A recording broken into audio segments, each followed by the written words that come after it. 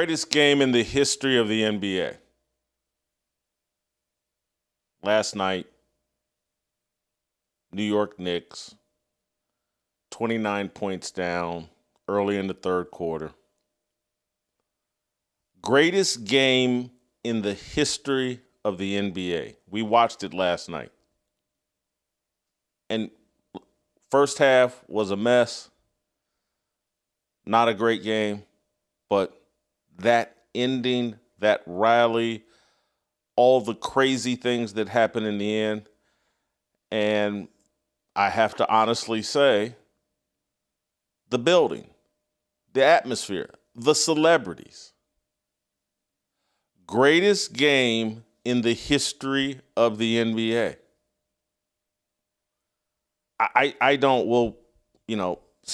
Jay Skapinac is like a computer, and so he'll be here shortly, and maybe he can tell me what the rivals are to that. Steve, I'm sure has probably read 10 books on the greatest games in the history of the NBA, and maybe he can help me out.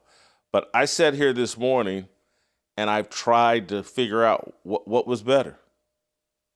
And I have to acknowledge that the celebrities being in the building made it even better. And I hate celebrities.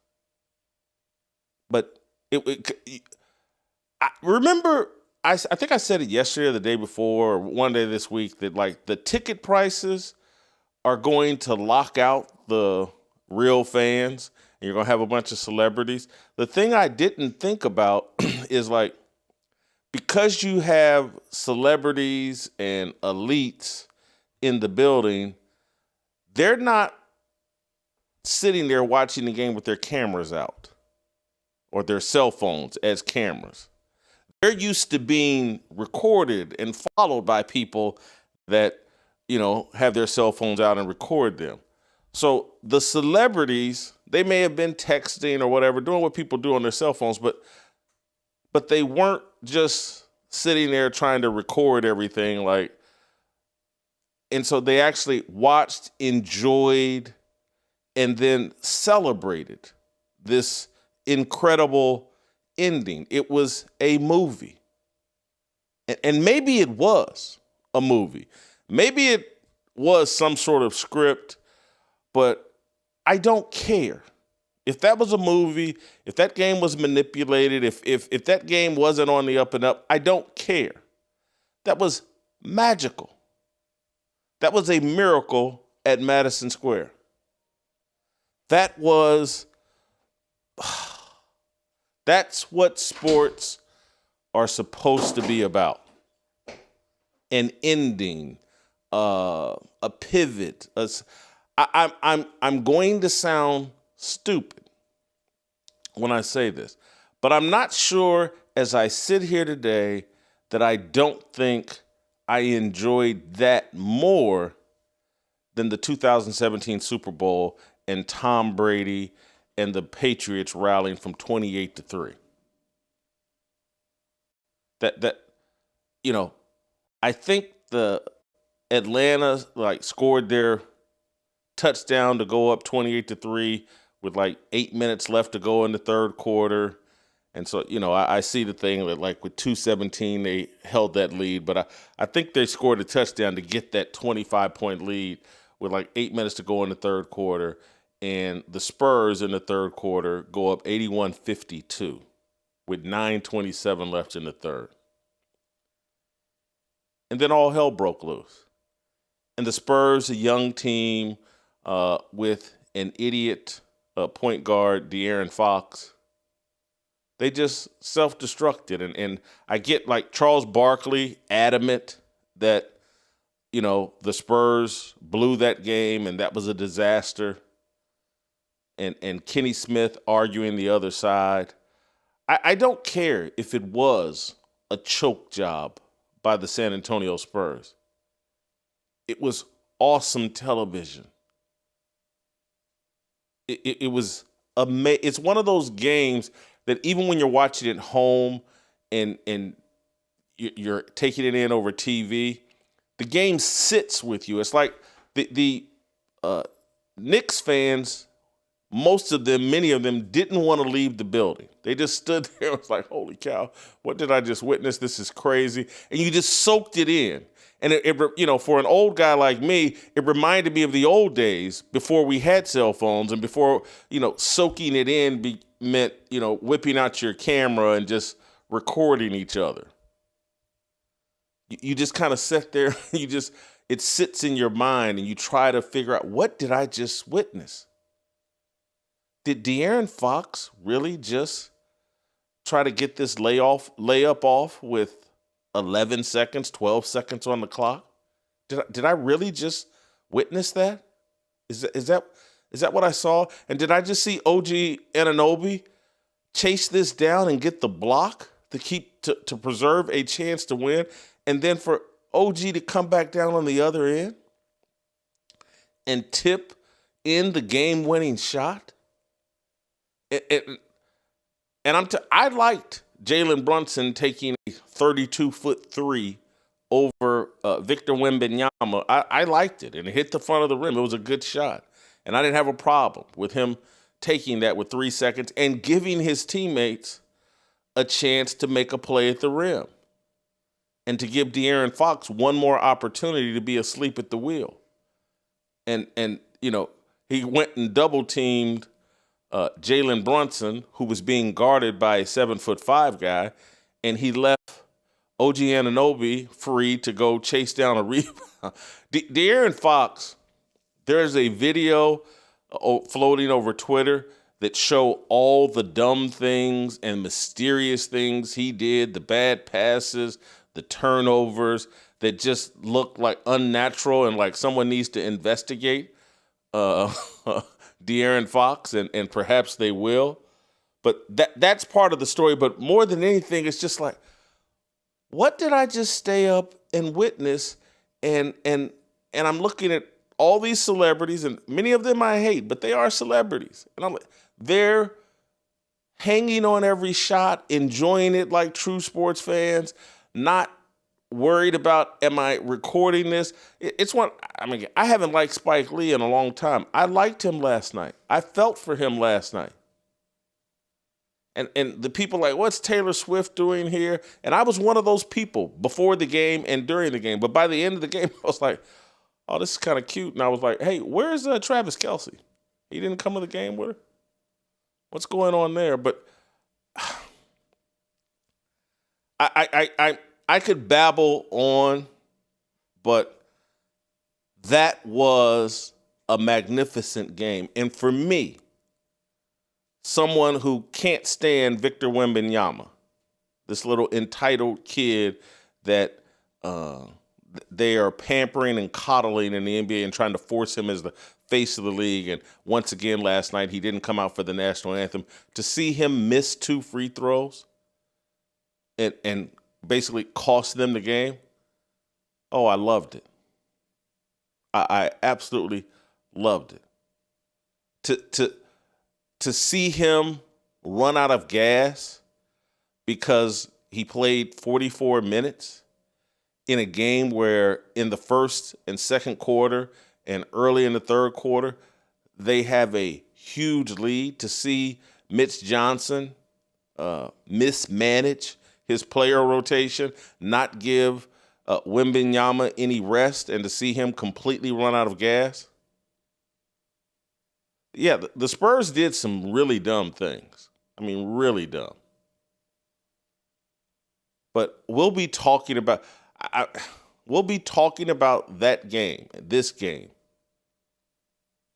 You guys will, 40 years from now. That was awesome. That was, and so let me bring in this gang of 4 here. Steve Kim, the Korean Cosell, Dr. Dre Baldwin, Skapinac, and Coach Charles Baker. Skap, I want you to start us off here by putting this into some sort of historical perspective. Nothing you said, not one single word of it is hyperbolic in any way, shape, or form. I've been watching Basketball, not quite as long as you, but I've watched every game virtually, every playoff game for about 30 years now, 32 years. And that is it in at least it is at least the top two most memorable game I've ever seen. I put the 98 game six against the Utah Jazz when Jordan hit the quick running layup, stole it from Malone, came down and hit the game winner, presumptively in what we all understood would be Jordan's last game in the NBA. And he came back 3 years later, but whatever. I'd say last night and that's it. That's the list of things I've seen in 30 years. 40 years, Jason. You just said they'd be talking for 40 years. As long as people draw breath on Earth and they're still playing sports, this game will be remembered and talked about for a century. We'll still remember, like word of mouth tradition, passing this game down. People that watched this game happen live, people that were there, obviously. You talked very favorably about sports in general and mystical almost, but it is. There's a line in Moneyball. How could you not be romantic about baseball? The Brad Pitt line in the movie Moneyball. And how could you not be romantic about sports in general when you see these? And it almost the atmosphere was heightened because of all of the insanely wealthy celebrities. Like Jason, Jerry Seinfeld is 72 years old. He's worth $1.1 billion, and he looked like a 12-year-old kid last night on the court. That there is something about that just adds an element to it, I think, of enjoyability. And it really was. Jason, I haven't slept much, and I'm still trying to wrap my head around exactly what the hell I just saw. We could talk about later down the line, maybe about our little individual battles between OG and Cat and Brunson and whatnot. But that last sequence by OG Anunoby, the block, he got the block on De'Aaron Fox, which Fox should have pulled it out, obviously, no doubt about it. But he challenged OG. What man hasn't made that mistake? But go ahead. Oh!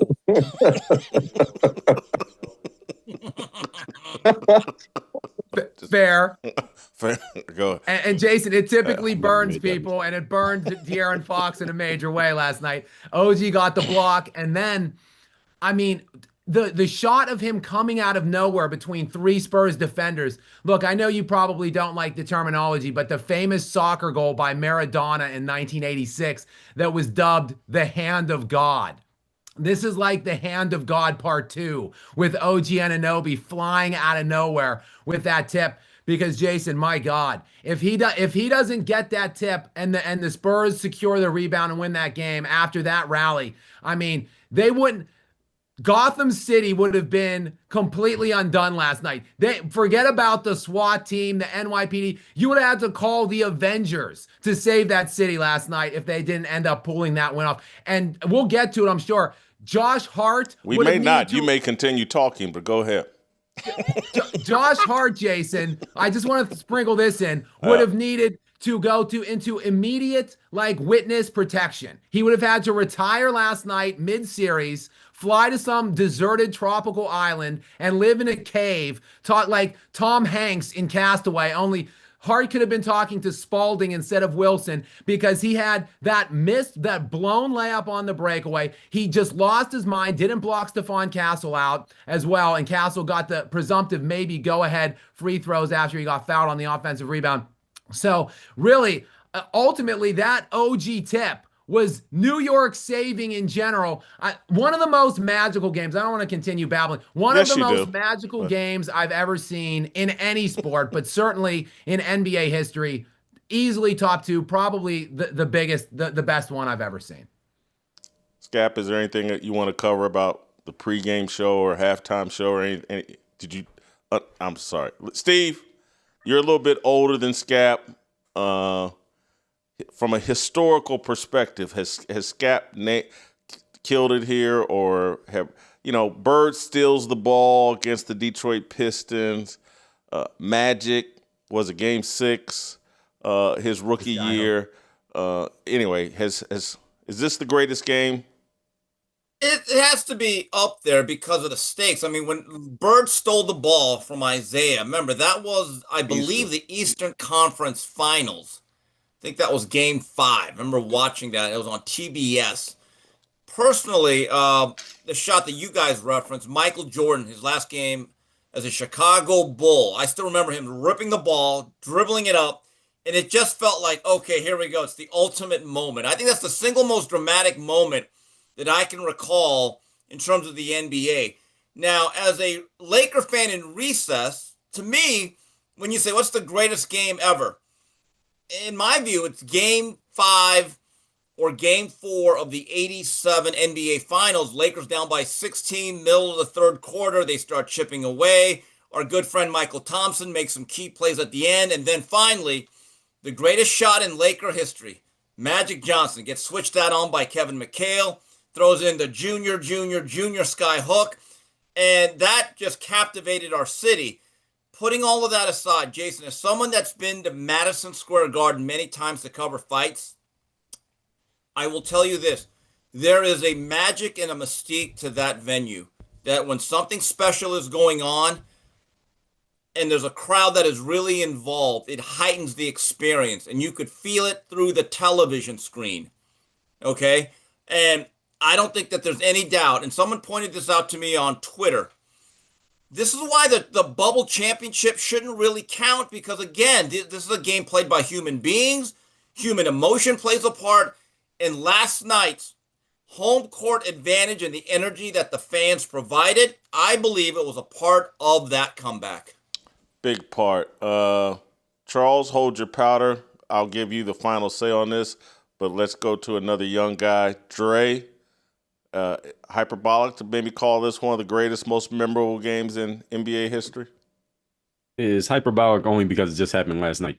So we're all prisoners of the moment. But of course, 1998 Jordan, you would also, I would say 2002 Game 7, Western Conference Finals, the Kings against the Lakers, that Game 7. The Allen Iverson Game 1, 2001 against the Lakers, the Game 7, Lakers against Portland. All games that I think about when we think about those great games. And there are many others that I'm probably not thinking about right now in the moment. But it was a great game because of something that I said about a month ago. New York Knicks making the finals brings New York to the finals. And when New York is in the finals and that building with all the star power that the Knicks being good draws in, even many of those bandwagon fans that show up when they're in the finals, that makes it more interesting. It builds the gravity of the event. And the game was actually good on the court. So this being in New York, had that happened in San Antonio, it would not be as great a game. But that happening in New York with all those people there that draw all that attention, and of course, the game ending the way that it did, which I'm sure we'll get into the details of, it does make it a great game. But I'm a person who says we got to give events, just like albums, some space before we can call them classics. This was a great game, but I don't know if we'll put it at the top just yet. We got to give ourselves a little bit of room to digest. I'm going to say, let me just say this, Dre. This is the old Jason Whitlock, or years ago Jason Whitlock. The first time I heard The Chronic, I was like, that's the greatest rap album ever. First playthrough. And that's an old version of me. I didn't need to marinate. I didn't need to wait. I was like, holy cow. Charles, your thoughts? Well, I like Steve Kim over there, but I'm going to say some things here that he might not like because they're going to involve the Lakers.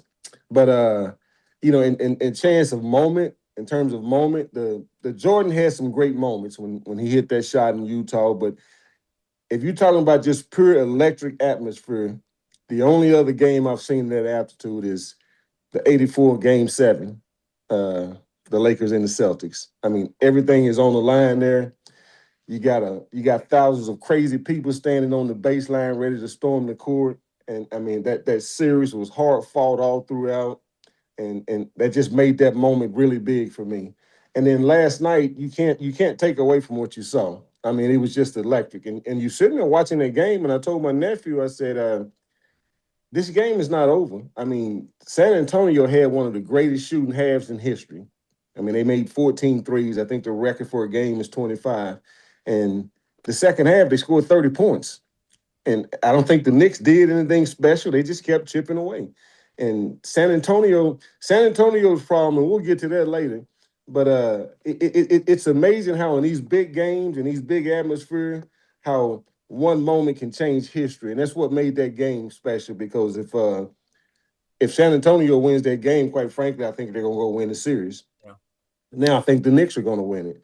But if you think about the shot Ray Allen hit, it changes the course of history. We look at LeBron James even more different than we do now. And here's the other one, Kim. That great shot that Magic Johnson hit, and it was a great shot. But now, just like if Ray Allen don't make that shot, if Magic don't make that hook shot, he's a GOAT because Kareem Abdul-Jabbar is wide open under the basket. And I think Kareem has spoken on that before, and he doesn't pass it to him. And I only say that to bring this up. Jalen Brunson should take OG Anunoby out to dinner today because he saved him. He puts up a horrible shot at the end. I'm sorry. And if you look at it, OG is running down the lane wide open. I don't know why he wouldn't pass it to him. So the fact that he tipped it in, that's glossed over. Fox ran and doubled him. The lane parted open like the Red Sea. All he had to do was pass it to him, and he would have went and dunked it. But he made a great tip in. The stars, and I'm not usually a stargazer, but the stars that was sitting on that was amazing. So this whole deal was just that game and the '84 game is the one to do it for me. I'm gonna let Skap follow in on the points you just made, and we're not gonna crack any jokes here at this point. But Jalen Brunson, Charles calls it a bad shot. You agree? I don't mind the shot because here's why. He did go quickly, and he also pulled Wembanyama out. The fact that he had Wembanyama on him, I thought was a mistake. The Spurs have plenty of good defenders. Stephon Castle has been elite all playoff long. Leave your 7'7" guy underneath the basket where he belongs to contest either if they get closer to the basket or secure the rebound. The fact that he had Wemby on him, yeah, just see what happens because you're the only big on the floor for them is pulled 22 feet out. So why not see, like, if that hits the rim, if someone else can get some action there underneath, and he put it up quick enough that there was that opportunity. So I don't think that was necessarily a bad shot. But Jason, I will hold just for say, a second. Don't make a side point and are you staying on that bad shot point, or are you trying to move to something else? No, I was just going to talk. Brunson actually missed the shot. He missed the shot before that with 19 seconds left with the Spurs up 1 that led to the trickle out and De'Aaron Fox with the ball. So, and OG saved that play too with the block, and then he comes back in and he saved. You're making a different point. Dre, bad shot? No, there's not a bad shot when he's the best player on the team. He's shooting there, leaving enough time on the clock that if the shot misses, you have time for an offensive rebound or a tip in. It was the exact shot that they wanted, and you live or die with your best player taking that shot. Steve? Yeah, I don't disagree. That play is designed for him, and he's the number one and coach on Magic. If he tries to flip it over to Kareem, I think Parrish and McHale may have blocked the pass, and he was the number one option, and he made the shot. So it was a great decision, Coach, with all due respect. Just saying. Let's pause for a second and so I can take care of a little business, and then we'll come back and talk about some details in the game. But I want to remind you all that the reason why we're doing this show today, why we can do this show and we can say what we want, is because we have great sponsors. And our greatest sponsor is PreBorn. PreBorn shares our belief, my belief, that life begins at conception. PreBorn backs up that belief by providing expectant mothers who are considering abortion, they provide them an ultrasound. They introduce the baby's heartbeat, an image of the baby, to the expectant mother, and now that woman is twice as likely to choose life, and that's when PreBorn steps in and steps up because we support PreBorn. They have the money through our donations to PreBorn to support that woman and child for up to 2 years. It's amazing what PreBorn does. They save thousands of babies' lives a year. You want to be a part of that process? Trust me, it will make you feel good. Trust me, it will put a smile on God's face that you're out there in the fight, helping fight for the lives of God's most precious gift, and that is a child. There's 2 ways to give. Each ultrasound costs $28, so whether you can give $28, $140 pays for 5 ultrasounds, whatever your best gift is. Make it today at preborn.com/fearless or dial pound 250 and say the keyword baby. You can sign up, give monthly like I do. occasionally, maybe another 6 times a year, I just get emotional and just give even more. But whatever you can give, do it today. PreBorn.com/fearless or dial #250 and say the keyword baby. All right, let's get back to this NBA Finals. And Charles Barkley was really adamant yesterday that this was a choke job. And Kenny Smith was like, nah, man, the Knicks made great plays and it's a hell of a comeback.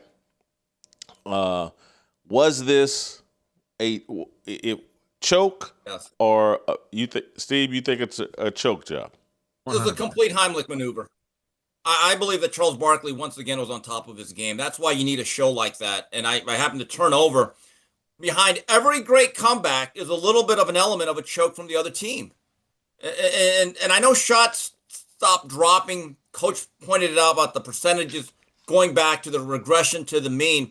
He made a great point. He said there was a point where they missed 8 straight 3-pointers in that game, and they opened the door. So if you go back to the Falcons 28-3, they helped blow that game. It wasn't just a comeback. And I look at the Spurs and I'm like, what is wrong with getting a bucket or two? The regular 2-point shot to stem the tide, add some points, get the rhythm back. They made some bad decisions, but I believe Barkley was absolutely spot on, and he's one of the few guys that'll call it for what it is. It was a choke. The reason I can't go choke, even though there is an element of choking, is like what I'm going to remember is the great plays OG Anunoby made, the 36 points that Jalen Brunson scored, the crowd, the atmosphere, and I won't remember. It's not like Scott Norwood's kick that I can see in my head right now. It's not, it doesn't feel when Atlanta gave up that game to the Patriots. I was like, hey, what happened to the running game? What are they doing here? I don't really remember the great plays of New England as more as I just think like, man, Dan Quinn and the Falcons, wow, they just Kyle Shanahan. It's like like his play calling that seemed crazy. Jason, at the end of that game, the Super Bowl, I remember when Julio Jones makes that great play on the sidelines, right? It was an 8-point game. They literally just could have quarterback sneaked it 3 times, takes time off, kicked the field goal. It's a 2-possession game. Last night when De'Aaron Fox had that loose ball, I think that's the version of it. Because when he went up for that layup, I was like, oh no. And then there was a great defensive play. But I think Coach could speak upon it more. But I think most coaches would want you to dribble the ball out and then make them foul you and take a few seconds off. I thought that decision right there reopened the door for the New York basketball team. Charles, because they're playing against the clock at that moment. I mean, what is it, about 11 seconds to go when he blocks that? De'Aaron Fox is one of the fastest guys in the NBA. He can dribble that out for another 5 or 6 seconds before he's fouled, and he's a dang good free throw shooter. So yeah, he should have pulled that out. But here's San Antonio's biggest problem. Here's their biggest problem, and it cost them game 1, and it cost them the game last night. And this is why I have a problem with this Victor Wembanyama being the face of the NBA. In the last 3 minutes of a game, you can't throw the ball to him. He's standing 25 feet from the goal. He's trying to play off the dribble and twist and turn. There was when the Knicks was making this run last night, there was a moment where there was a pick and roll, and De'Aaron Fox threw it away. And I told my nephew, I said, everybody in the stands is thinking the point guard just threw the ball away. But if you look at it, it was a short roll. Wembanyama should have rolled to the basket. He would have caught it right inside the free throw line for a little flip shot. He did the opposite. He popped back for a 3-pointer. Fox threw it where he should have gone. But you don't know that it just looks like Fox turned the ball over. You can't throw him the ball on the block, create a double team, or he put it on the floor and make a basket. You can't do that down the stretch of games, and it's cost them. They have nobody to play through. I think the closest thing they have to playing through somebody is Dylan Harper. You put the ball in his hands, you let him attack. Now you're going to the free throw line. Now you're not missing 9 shots in a row. You don't have to worry about your 7'5" guy going 1 for 11 in crucial point in the second half. Their biggest problem is when it gets down the stretch there, they have no one they can play off. And that's why I have a problem with everybody crowning this guy as the face of the NBA. Excellent point. And I think Dylan Harper, maybe the last 10 minutes, did he not take a shot? Yeah, I don't think he took a shot the last 10 minutes. And he was having a very good game. Dre, where you at? Was this a choke job? What's define choking? Choking is the failure of an athlete, team, or performer to act or perform as well as expected or anticipated, especially in high stakes or high pressure situations. I think John Stark's Game 7, 1994 was a choke. Karl Malone missing those free throws in Game 1, 97, that was a choke. By definition, I don't think this Spurs team choked because I don't think their performance got worse due to the pressure. I do think it was a choke by definition in that they underperformed, but it's not because they felt anxiety or stress in a moment, Jason. It's because I think they're just too young. I don't think they understand the gravity of this and that they might not get back to where they are. The Knicks have a bunch of veteran players who've been in the league. They've been around. They know how hard it is to get here and that they might not come back. The only player on the Spurs in the Spurs rotation who's been around is De'Aaron Fox, and he ain't been playing in the playoffs. He was wilting away in Sacramento. All these other guys are relatively young. So I think they just didn't understand, hey, let's make sure we secure this win. I'm not saying they weren't trying to win, but I don't think they really understand the gravity of how hard it is to get to the position that they were in, up by damn near 30 and a finals game on the road to tie the series up. And that I think they probably feel like they can still, these 3 games that they've lost, they've blown all 3 games. They've had leads in all 3 games and blown the leads. I still think they can win 3 games in a row. I'm not saying I would bet on it, but I still think that they think they can win 3 games in a row and don't understand how much opportunity they have squandered so far in this series. So it is a choke in half the definition, but not for the other half. I don't think it was because of nerves. Scap. Well, just to speak to that real quick, look, a 3-1 deficit is not necessarily overwhelming because it's been done like 14 or 15 times in NBA history. It's also easier if you're the home team, if you're the higher seed, because you really only have to win the one middle game on the road. And look, the Spurs really should be up 3-1. They should have won the game 2 that Wemby melted down and had to turn over the foul and then missed the game winner. And they should have won last night.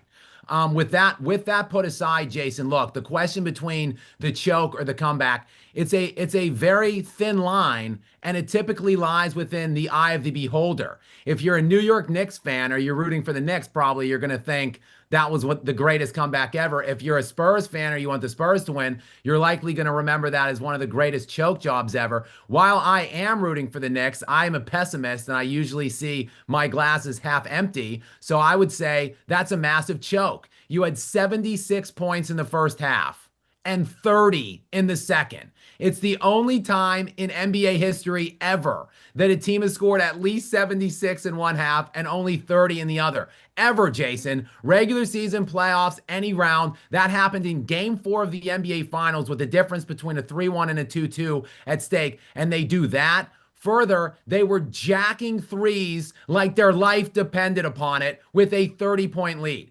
They shot 86 times overall. 43 of them were threes.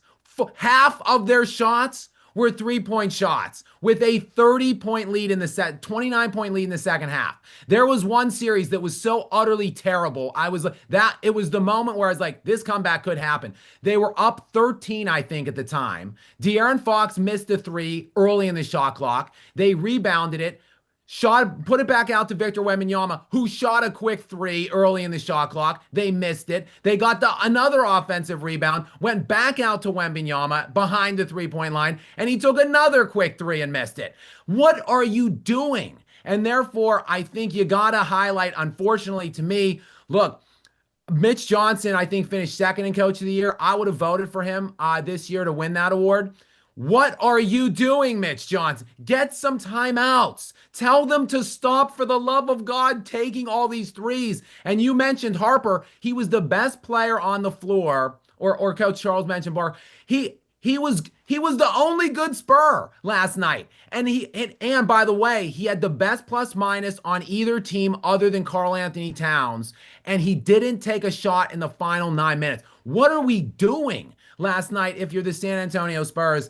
I think, look, There's a reason, Jason, no one has ever blown a 29-point lead in the NBA playoffs ever in like 50 plus years of evidence, because it's really freaking hard to do. And even worse than a 29-point lead at the 9-minute mark of the third is they were up 20 in the fourth. Just an inexcusable collapse in my estimation. Charles, go ahead, Charles. The shots. I mean, I heard you on the shots they were missing. They didn't shoot any. They shot the same shots in the second half that they shot in the first, and that's why that first half was fool's goal. I mean, you knocked down. I mean, they were shooting it quick, and they were shooting contested shots. Everything they threw up in that first half was going in, and they took them same shots in the second half. It's kind of like being in Vegas and you get hot on the table, and it ain't gonna last forever. You better reel it in at some point. And that's where their problem is. That's why I don't think it's a choke job. It's they get down in the stretch of games, and okay, we can't just keep jacking up threes. What do we go to? What, you're the coach from San Antonio. You need a bucket. What do you do? And I think the best thing they got going for them, I don't think anybody from the New York Knicks, there wasn't anybody from the Oklahoma City Thunder, nobody has been able to stay in front of Dylan Harper. And his game travels because he's not dependent on the jump shot. He can get to the basket. He can draw fouls. He can calm you down a little bit. They've got to find a way to keep him on the court more because he is a problem. And the three-pointers you take from when he's driving the ball, they're totally different than the ones that take. You're taking spot-up, kick-out threes. They need to find a way to keep this kid on the court. I think anytime he's off the court or he's not driving to the goal, I think Mike Brown is over there rubbing his head going, thank you. Charles, what are we talking about? Like, I've been saying since game 2 they need to start Dylan Harper, though. What are they waiting for? He's the best player on the floor for the Spurs when he's on the floor. He played 32 minutes only last night off the bench. Literally, put him in for anybody other than Victor Wembanyama or Stephon Castle. He's 20. What are we saving? 32 minutes? I'd be playing him 45, 46 minutes a game. Like, that again goes into coaching. And just real quick, Charles, the shots you take to get a 30-point lead and the shots you take after a 30-point lead aren't the same shots. Like, you have to adjust. Like, if you reference the gambling analogy or whatever, if I win $1 million by making smart whatever bets along the way of a night, I'm not going to just put all of my $1 million chips into the middle on like one roll on black or red. Like, you have to adjust at some point. And that's got to be, with a young, inexperienced team, it's got to be the coach. But unfortunately, he's a young, inexperienced coach. He's only 39, and this is his first full year as the head coach of the San Antonio Spurs. It's as if they was out on the court going, man, why are these shots not going? Where somebody should have been saying, whoa, it's time to start doing something different. Yeah, these shots aren't going. We're not going to pull a Houston Rocket and go and miss 27 straight three-point shots or however many it was. We got to do something different. And that's when you need a player. You got to be able to get to the basket. You might remember this, Game 7, Indiana against Chicago. I think it was the Bulls' last three-peat. Jordan didn't have it going that game. You know what he did? He dropped his head and he told the officials, I'm going to make y'all either let the country see them beat me up or you're going to put me at the foul line all day. And that's how he scored. And Indiana is still complaining about that to today. And that's what San Antonio needs. I don't understand why Victor Wembanyama can't post up. Get him, set him a screen coming across the middle or something, and just throw it to him. He's right there. If he gets his shoulder turned, it's going to be a good shot. All right. If he makes a couple, you got to double team him. And then when you double team him, not only will you get open threes, but you're going to get blow-bys because you got guys closing out and they got guys who can really put the ball on the court. It changes everything. If not him, is there anybody on San Antonio team who can post up? Have you seen him post up anybody? No, it's mainly drives. And so like Stephon Castle will drive and slash, but he's not really, he doesn't do much of his work in the post. Yeah. Stephon Castle, Dylan Harper, De'Aaron Fox. They need to get to the lane as much as possible because they got a 7'5" guy for some reason. And I don't know if it's because of his frame or whatever, but he spends the whole time on the offense. Now, defense, he's elite. Make no mistake about that. He is super elite. On the offensive end, you're hoping that his jump shot goes in. Hey, Nikola Jokic is really, really good at shooting jump shots. But I tell you what, Nikola puts you in the blender and he can get you down on the block. And if you don't come double team him, they'll get every shot known to mankind. He used the three-pointer as a little lanyard, just a little something extra. But Wembanyama starts the game out shooting threes. When they go in, it's like a novelty act. Whoa, look at the big 6'5" guy. Look at the big 7'5" guy shooting three-pointers. Okay, there's 3 minutes to go in the game. You better hope that three-pointer goes in because things done got a little tight now. Let me pause for one more second, take care of a little bit more business. And because the question, and I'll start with you, Dre, so marinate on this. De'Aaron Fox is providing some cover for Wembanyama and Mitch Johnson. And I don't think, and we could play, or certainly they put together the highlight tape of all De'Aaron Fox's gaffes, and he'll take a lot of blame for it. But Wembanyama is the face, and this Mitch Johnson is the coach. I think they may be more responsible than De'Aaron Fox, but Dre, I'll have you address that. But let me take care of a little bit more business. I want to remind you all about why you need to switch your cellular service to Patriot Mobile. Patriot Mobile is a Christian conservative company that supports what we believe in. They're in the fight. They're in the culture war. If you're going to spend your money on a cell phone service, and they all provide, great service, but not all of them provide a 100% U.S.-based customer support team. Not all of them back your Christian values, your conservative values, your traditional values. Not all of them are in the fight, in the culture war. You can get the same great service from Patriot Mobile. You can upgrade your phone. You can keep your phone number. You can do whatever. But you also can spend your money with a company that believes in you and believes in America and believes in Jesus Christ. I've been with Patriot Mobile now for 4 years. I don't have a single complaint. The service is excellent. It's great. I don't have a single complaint, and I get the satisfaction on I'm spending my money with somebody that believes in what I believe in. Guys, this is important. It's just a little small step you can take that won't hurt you a bit.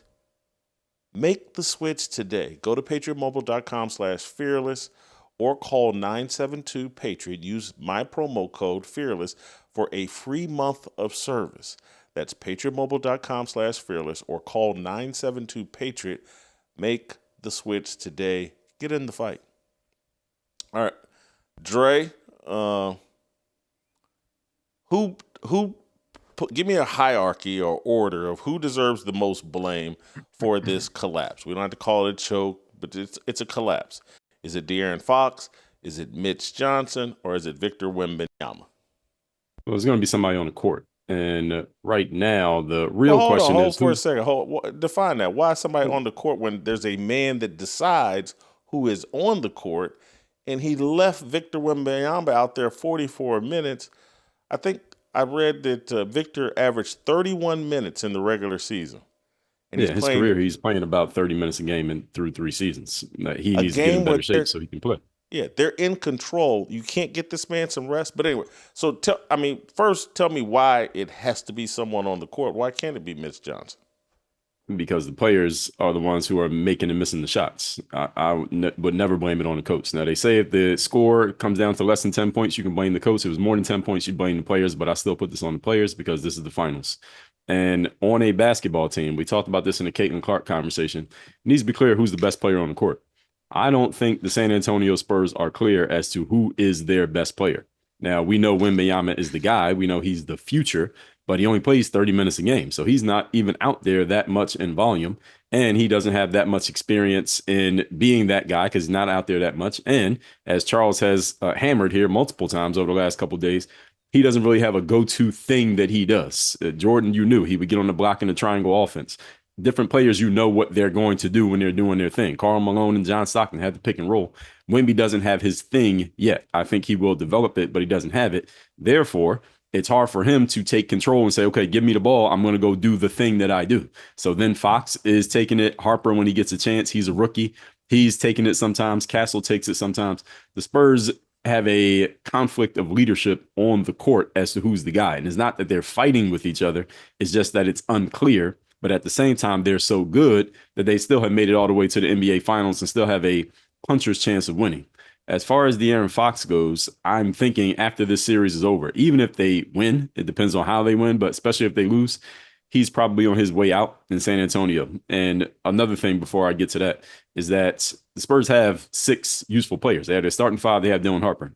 Cornette, they put him in the game. The Knicks immediately go after him, and they lose every minute that he plays. So they can't afford to take Wemby off the court, as you alluded to, Jason, the same way that the Cleveland Cavaliers, during those years when they were playing the Warriors in the finals, couldn't afford to take LeBron James off the court. They would lose every minute that he wasn't playing. Joel Embiid, same thing in his healthy years playing for the Philadelphia 76ers. But De'Aaron Fox's next 4 years, $49 million, $53 million, $57 million, $61 million. That's a contract that's already signed.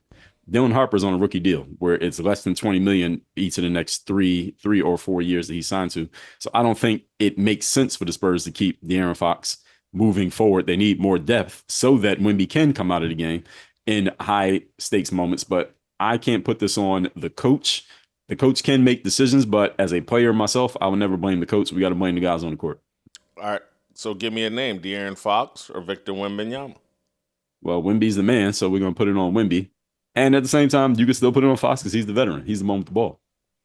Steve, of the 3, give me an order. I still go Wemby. And to Coach's point, if I'm Wemby in the offseason, I try to look at Dirk Nowitzki's game. Look, I get it. He'll never be Olajuwon or McHale, but he's got to have some sort of fadeaway. And if I'm the Knicks, every time I see Wemby far away trying to dribble the ball, make it charge for the basket, putting the ball on I love that. That's where he seems to have a lot of issues, where he gets tied up in traffic. So I think it is Wemby's fault, and I'm with you. This was the rap on Shaq, who was a much different player. In the last 2 minutes of a game, you couldn't give it to him because guess what? You didn't want to send him to the free throw line. When it comes to Wemby, if what you're going to get is a 27-foot shot, I think a lot of teams would take that. But, Jason, I don't disagree. I think coaches have to be like a jockey, right? A great jockey sometimes coaxes. Sometimes they go to the whip. Sometimes they lay up. And my view is this. You're up 29. You're feeling pretty good. By the time it gets to 20, forget 10 or 11. I think it's already too late. I think a coach right there said, timeout. What are we doing? You have to stem the tide early. So you go Wemby, Coach, and De'Aaron Fox third, it sounds like. Yes. Wow. Skap? Well, Jason, look, unlike you, I'm not prone to quoting the Bible, but Luke 12:48, to whom much is given, much is required. I like to rephrase. For 1 second, I want you to clear that up, Skap. You're gonna say that. You didn't say that with any kind of derision. You weren't trying to. Okay, I just want to clear that. Continue. I like to rephrase that, though. To whom much is given, much is expected. And Victor Wembanyama is the guy. He's not just supposed to be the guy on that team. He's supposed to be the guy, period, overall right now. The media has absolutely become infatuated and obsessed with this guy. So I don't really care that he's 22 years old. I don't care that he's an unfinished, incomplete product when it comes to his offensive game, or that he's a string bean right now. Like, you've got to find a way to end, like, I think Charles might have said earlier, sports comes down ultimately to moments. There's sometimes just these fleeting, like, one opportunities in games sometimes. Like, if your best player, and someone else referenced Jordan in Game 7 of the 98 series against Indiana, where it comes down to a moment, one play, two plays, where your best player simply has to find a way to get you that basket. And Victor Wembanyama had a plethora of opportunities last night when you have a 20-point lead in the fourth quarter to stop the bleeding, the hemorrhaging, get something. And also, just back to the point of choke or not, we're showing the free throws right now on the screen. Victor Wembanyama is a fantastic free throw shooter. He shot 83% in the regular season, 81% for his career, 86% in these playoffs. That's 147. You're up one. You could have made it 3-point game. unequivocal gag job, and then factor in all of the ridiculousness of shooting he was like 2 of 8 or 2 of 9 again from 3 last night. To me, even as hard as I've been on Mitch Johnson, and maybe the pie is split pretty evenly between Wemby and Mitch. And De'Aaron gets a little chunk of it as well, obviously. But I would say Wemby actually, if you force me for one name, it's Wembanyama. Wow. I was sitting there thinking about Wembanyama floating back out to the 3-point line this game and going 2 for 9. Do you remember game 3, and particularly the start of the game when he got all those dunks and all those shots right at the rim, and they have success and win the game? And it reminds me of a lot of times what happens to me, and I'm saying this in all seriousness. I'll be on a great run of exercise and eating well, and I start seeing the results. And then that's when I say, well, I can sneak in a little Snickers bar here, or I can, that fried chicken from Publix, I can have two chicken thighs from Publix. And it's just like, you just kind of revert back to your old ways. And that's what I was like, game 3, I did all the right things. And you know what? Now I can sneak in these 3-pointers that I love. And it just blows up in your face. And I guarantee you he's going to revert back next game to doing what he's supposed to do. And they'll probably have some success, and they'll come back to New York, and they'll have to close it out there. But, Charles, who gets the most blame here? Wemby. I think it's Wemby. He's had a chance. He's literally had a chance to win a couple of games for him down the stretch and didn't do it. That was game 2 where he turned the ball over and he missed the game winner. Then you had last night. Last night reminded me of, y'all remember Lynn Truck Robinson? Yeah. Played with the Knicks. He, Darryl Walker was telling me what an enforcer he was and all the stuff he used to say. And he said they was playing a game somewhere and somebody was shooting free throws and Darryl was like, well, it's over. This guy shoots at 85% from the line. And Truck grabbed him by the arm and said, let me tell you something about this league. I don't want to hear about what a guy shoots from the free throw line. I want to know what he makes in the last minute with the game on the line. And that's what Wendy reminded me of last night because, like Jay said, he's a great free throw shooter. I mean, he had a stretch there where he'd made, he was shooting over 90% in the playoffs. And he got up there last night, and if he makes one, if he goes 50% from the line, they win the game. And it was shocking to the announcers. He bricked both of them. He's had a chance. He's been involved in some key plays in the crunch time, and he's just haven't delivered. And I hate to I hate to put that on him, but the truth is the truth. I'm not going to put it on De'Aaron Fox because they're more dependent on what Wemby does as opposed to what Fox does. Hey, Fox got a guy backing him up that's better than him, so you can't put it on De'Aaron Fox. How much would you put Mitch Johnson number 2? Yes. And here's why.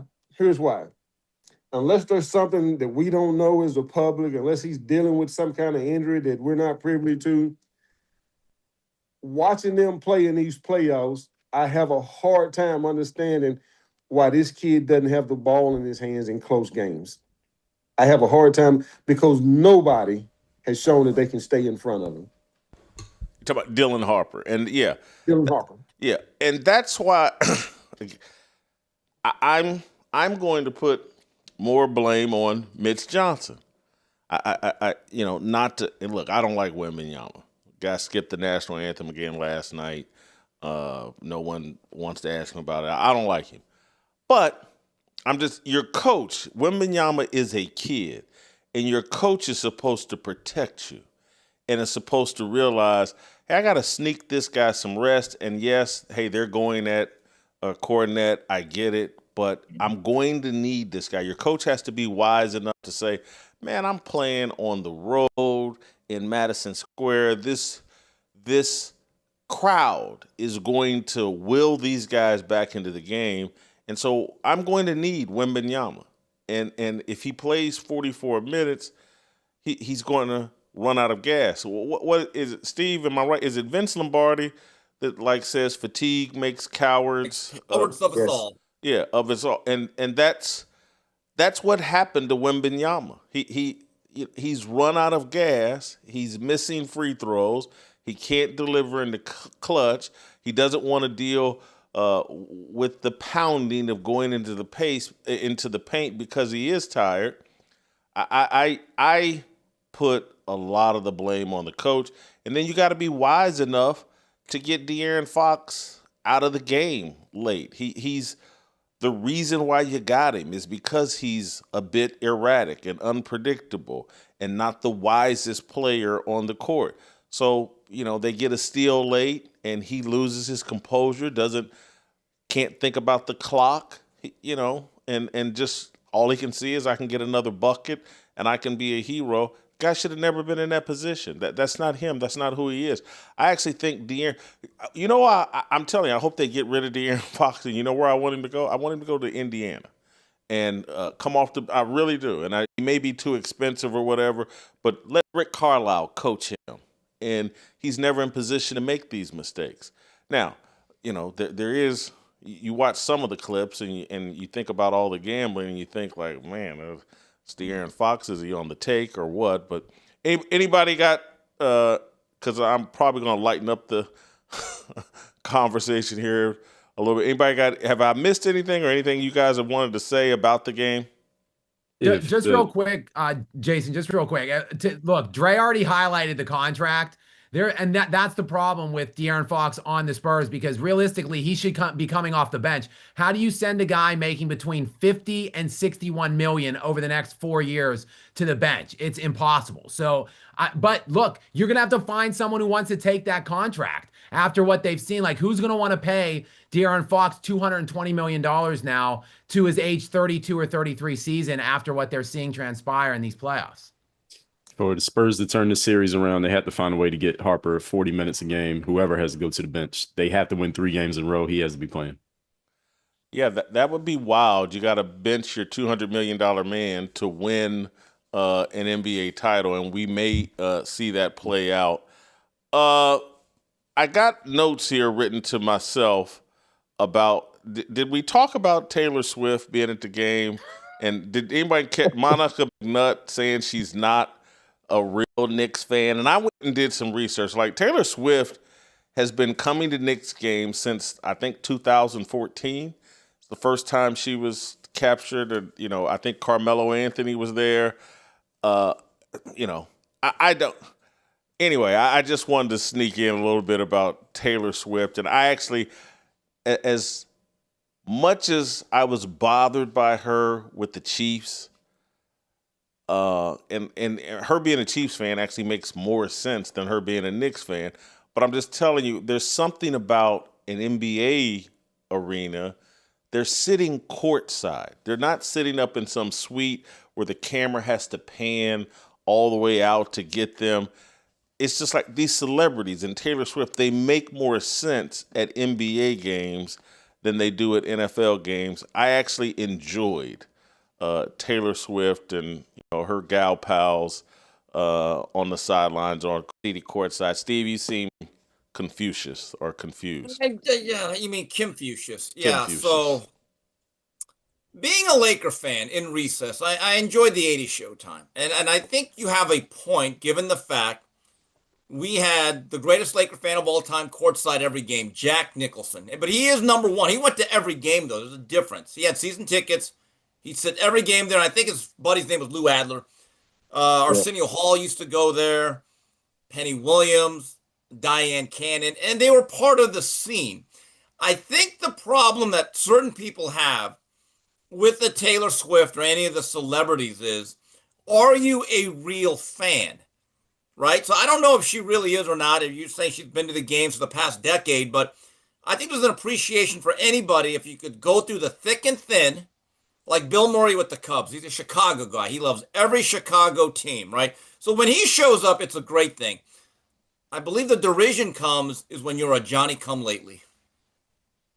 Go ahead, Dre. It's a flex. Oh. This is the PR industry working. So for those games, like the Knicks games, a lot of times the Lakers game, any big game is going to be on TV. There are PR people who work at companies that manage these stars who get them those seats. So Taylor Swift didn't pay any money for those seats. She has to show that she's like a Knicks fan. And even that you said 2014, she's been famous since even before that. There are a few fans who are real fans. Jack Nicklaus was a real fan because he was at the boring games in early March that weren't on national TV. That's how you know who's a real fan. The fans who only show up when they're on national TV or playing in the playoffs or for the championship, or when LeBron was down here in Miami and all of a sudden everybody was a Heat fan, those are not real fans. Taylor Swift is not a real Knicks fan. She's a celebrity. They want her there because her name and her face, look, we're talking about it on this show that's talking about sports. It draws more attention to the spectacle of the entire thing, not because they're actual fans. If you're a real fan, you're either from that town or you're at the games and or cheering for the team when the games are boring, they're not playing for anything, and there are no stakes. If we didn't see you then and you show up now, you are a bandwagon fan or you're just doing PR for yourself. I'm going to defend Taylor Swift a little bit. It's like, I don't know if I would. I like a girl that's kind of a bandwagon fan. I don't want a hardcore female sports fan. I kind of want them to be bandwagon. And it's hard to convince me that the joy she expressed last night wasn't authentic. Bandwagon or not, she's jumped on. She's been on there since 2014. And I think she enjoyed that game and enjoyed that's her team. Again, I kind of liked it, but you know. Yeah, Jason, there was a moment, I think it was after the game or like in the aftermath of the game, where she was like dancing around with other fans. And it was so uncool that it was cool. Like she looked like it was just so like kind of cringy, but it was also cool because she didn't care what she looked like or she wasn't, posturing for the camera or anything like that. I think she just genuinely did. Like all of those celebrities, which I mentioned earlier. It's an interesting thing to see these super rich, powerful, successful people that revert to like little kids when they get caught up in like the magical nature of these really incredible moments in sport. So I think I honestly kind of liked it too. And I'm not a Taylor Swift fan by any stretch of the imagination. Yeah, I don't know any of her music. I'm sure I would hear it and be like, I've heard that song. Did Steve Kim just say that? I know. Did she offend your Anita Baker heart, Steve? Or what? Oh, first of all, she's no Anita Baker. There's some authenticity to Miss Baker.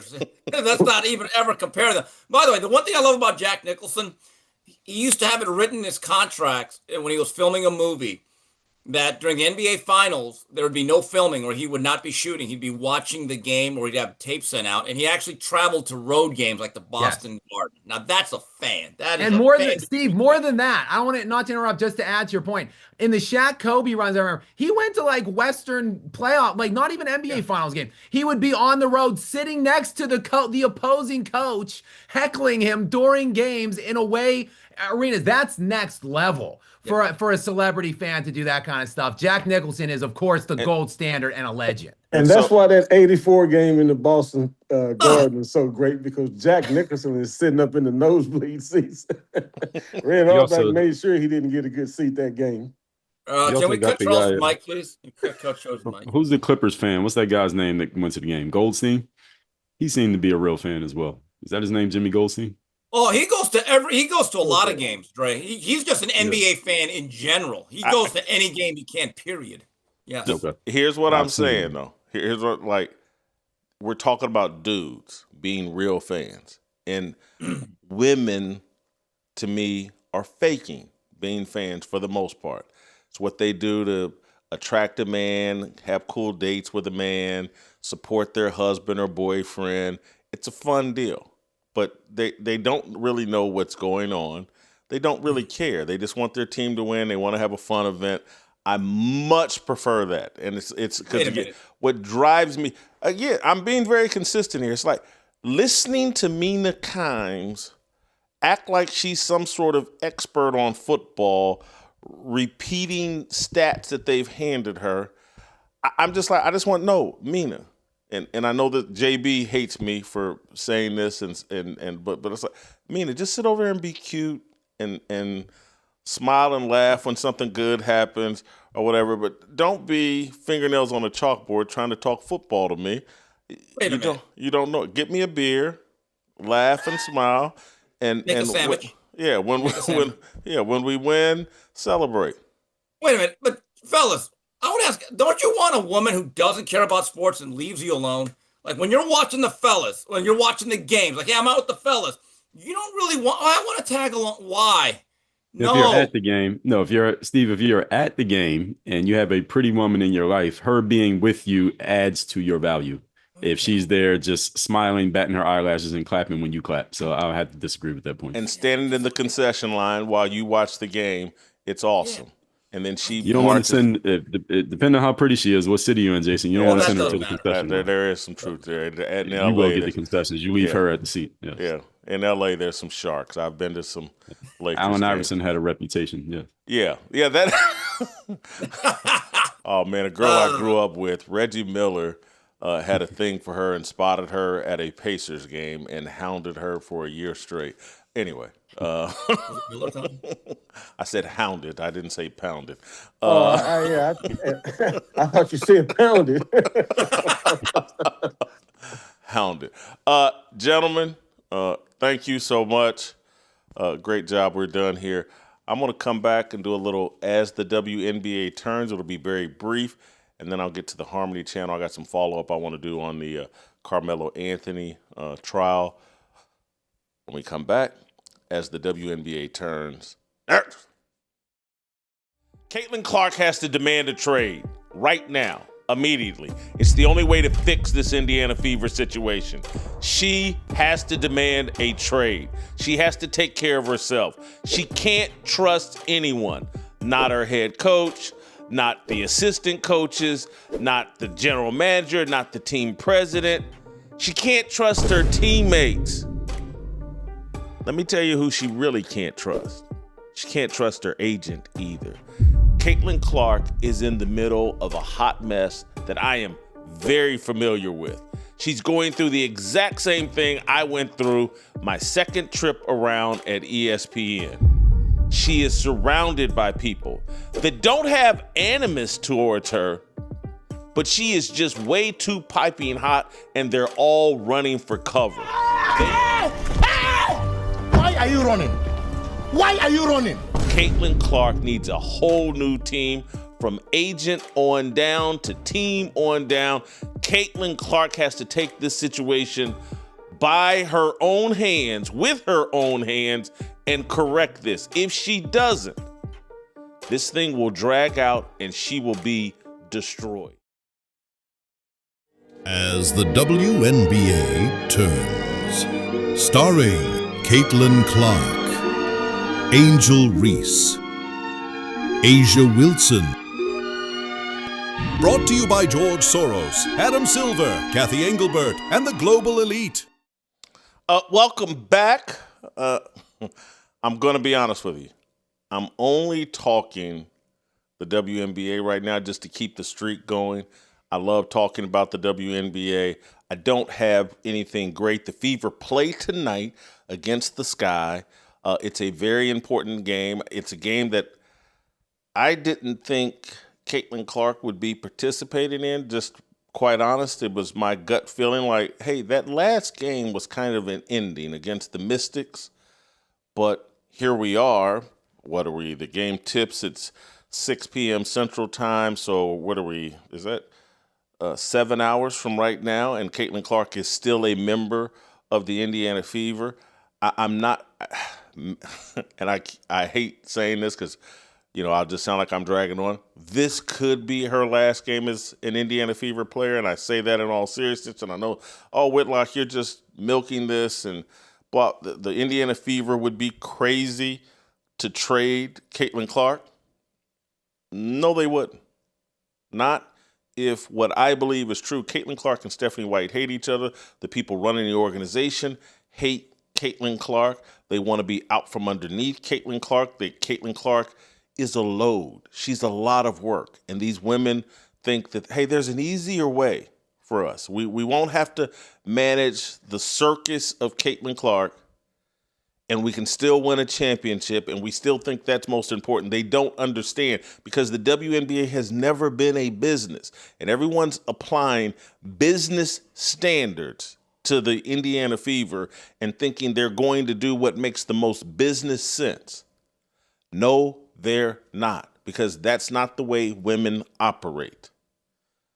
Women do what makes them feel good, what satisfies them emotionally. And there's a bunch of women running the Indiana Fever organization. And there's a reason why Caitlin Clark and her female agent, Erin Kane, haven't asked out. I want out of this. Because again, they want to feel good about themselves. They want to feel, hey, we didn't do the breakup. We didn't call for the breakup. You did. And so you got a group of women, Team Stephanie White, Kelly Crosscroft, Lynn Dunn, Amber Cox. That's Team Stephanie White. They want to feel good about themselves. They don't want to make the tough decisions. They don't want to break anybody's heart. So they'd rather just let this bad relationship continue rather than do what they know they want to do. And Caitlin Clark and Erin Kane, they don't want to be the bad guys in this situation. They're competing PR campaigns going on.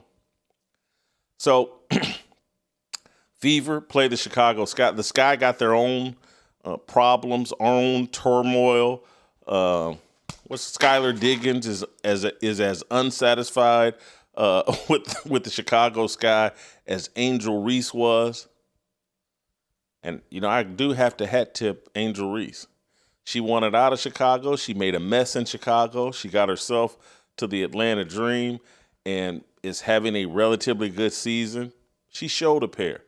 Caitlin Clark needs to do the same thing. This thing needs to end. So as big as last night's NBA Finals game was and is, I'm looking forward to the soap opera that is the Indiana Fever. They play tonight against the Sky. I'll be tuned in. We'll talk about it here tomorrow. I'm going to wrap this portion of Fearless, and if you give me 3 minutes, I'll be on the Harmony channel talking about Carmelo Anthony's family has been talking to the media, and Austin Metcalf's father has been talking to the media. This is in the aftermath of the verdict and sentencing. They had their first thoughts. I'm going to do a deep dive on that on the Harmony channel. Join me there in 3 minutes. That's it, and that's all from us from here at Fearless. We'll see you tomorrow.